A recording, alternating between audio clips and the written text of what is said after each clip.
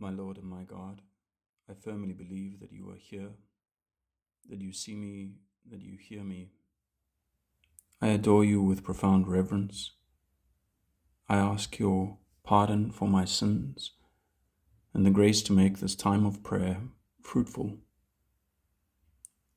My Immaculate Mother, Saint Joseph, my Father and Lord, my guardian angel, intercede for me. Jesus, I'm sure that each one of us have had the experience of jumping to conclusions about someone, of presuming based on some external factor, perhaps the way this person appears, perhaps where they come from, perhaps the way they speak, the job that they do, or any number of things can prompt us to draw conclusions about that person, and very often inaccurate conclusions, for good or for evil. We might think that someone is a good person just because they look good, and we might think that someone is not a good person because they don't. And although it is natural, it's normal to come to conclusions based on our impressions, what is unfortunate is when we stop at those initial impressions, or we stop at those initial conclusions. We presume from one experience or one impression to know a person, and we are slow to change our minds, slow to deepen, to expand our judgments and our conclusions. No doubt we have all been guilty of presuming to know someone and being wrong. And probably we've all experienced the other side too, of someone presuming to know us and being completely off the mark.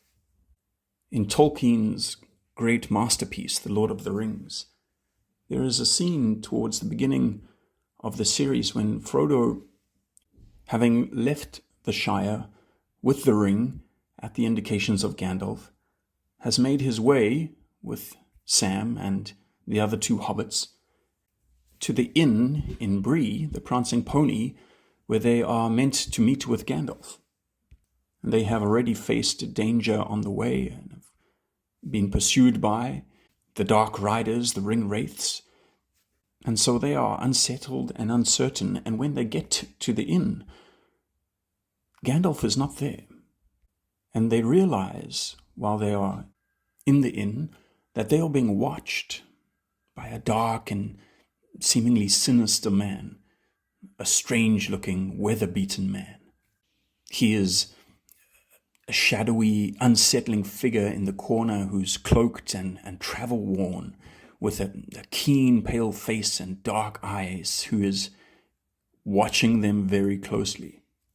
And when Frodo asks the innkeeper about this figure, he says he's one of them rangers, dangerous folk they are, wandering the wilds. What's his right name I've never heard, but he's known round here as Strider. And so even more so we see that this unknown man is seen with suspicion, spoken of wearily, even fearfully, as a kind of secretive, dangerous, marginal figure to be wary of. When finally the innkeeper remembers that he has a note for Frodo from Gandalf, the note reads, "All that is gold does not glitter. Not all those who wander are lost." And it so happens when eventually this ranger, Strider, confronts them in secret and tells them that he is there to accompany them, they have to decide whether to trust him or not.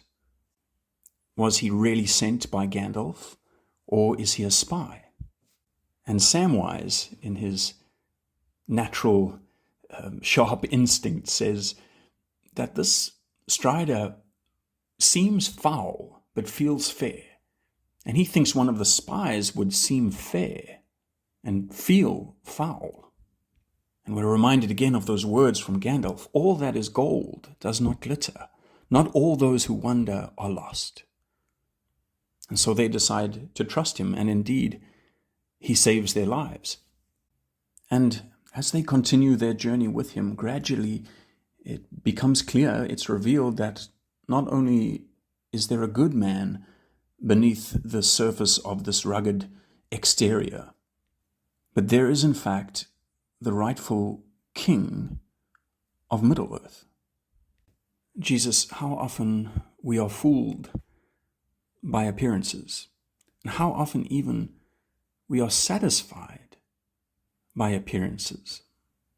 My new watch or gadget or TV or whatever it is doesn't have to be of high quality as long as it looks like it is high quality. We've probably all also been guilty of being satisfied with glitter, even if it is not gold. And sadly, it's that same superficiality that we have so often that prevents us from seeing the gold behind things that perhaps do not glitter. And indeed, this happens to you, Jesus, many times, but in today's gospel in a particular way. As you come to your hometown, Jesus, the people you grow up with who know you, who should know you best. And the gospel tells us that you taught in the synagogue in such a way that they were astonished. They were amazed at your words, Jesus, because they encountered for the first time the glitter, the shine. They had never heard you speak like this before.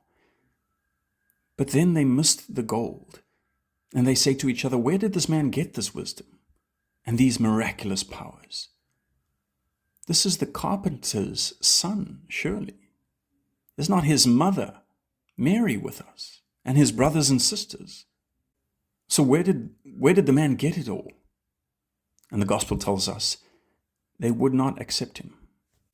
Jesus, because they thought they knew you, because they thought you were just one of them, an ordinary man with an ordinary family who had an ordinary job, not someone particularly educated, noble, or from any kind of higher section of society, but just an ordinary man from an ordinary family. And although they were astonished at your teaching and at your miracles, Jesus, they would not accept you because they could not accept that beyond the ordinary, beyond the expected, beyond their usual experience, there lay something extraordinary, someone extraordinary, a supernatural reality. Jesus, because they thought they knew you, they missed you completely. Because they were stuck on your humanity and your very ordinary humanity, they could not encounter your divinity. And the mystery here, Jesus, is that means that they also missed the significance of your humanity, of your ordinariness. Jesus, it's exactly because you took on and lived an ordinary life in your humanity that now, united to you, our ordinary lives, our ordinary jobs, our ordinary everyday situations can be encounters with the divine, can be lived in union with you, can be sanctified, can be sanctifying, can be occasions of grace, can be places where we meet, love, and serve God. Jesus, help us to look beyond appearances, to see the depths of things as they really are, to find that something divine, your presence in our everyday tasks, in our everyday situations. And like the ordinary, normal carpenter that they spoke about in today's gospel, your Father, Saint Joseph, and like your most blessed mother, Our Lady, may we live extraordinary, ordinary lives, not marked by glitter, but refined like gold, to become a pleasing, even if only recognized by you, but to become a pleasing offering, an act of worship to you. I thank you, my God, for the good resolutions, affections, and inspirations that you have communicated to me in this time of prayer. I ask your help to put them into effect. My Immaculate Mother, Saint Joseph, my Father and Lord, my guardian angel, intercede for me.